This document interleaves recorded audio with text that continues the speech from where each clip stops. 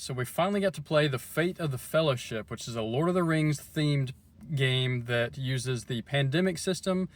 So it's a cooperative game. You got a big map and you're moving your little heroes around, you're moving troops around.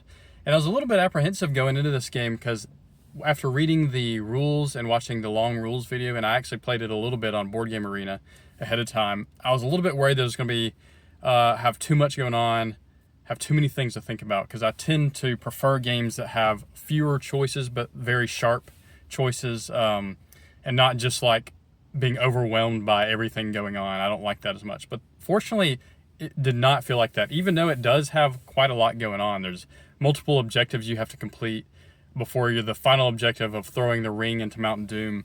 And you have to consider all these enemy troops moving around on the map.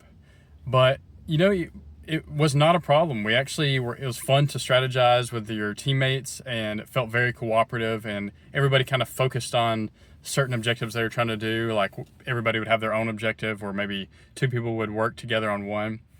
But yeah, even though this uses a pandemic system, it didn't really feel like a pandemic game. It felt almost like a war game, like a big grand strategy game instead.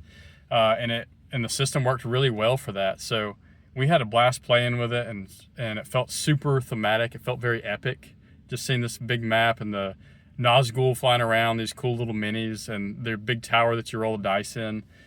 But everything just kind of worked really well together, and I love that it's super replayable, because the 3 objectives you have to complete before throwing the ring in Mount Doom, they're all these random cards you draw, and there's a bunch of them. So you could have a huge variety of different objectives going into this game. And there's also a bunch of different characters you can play as. But overall, we had a blast playing of this. I can't wait to get back to it and play it some more. But that's a huge recommend from us. That's Fate of the Fellowship.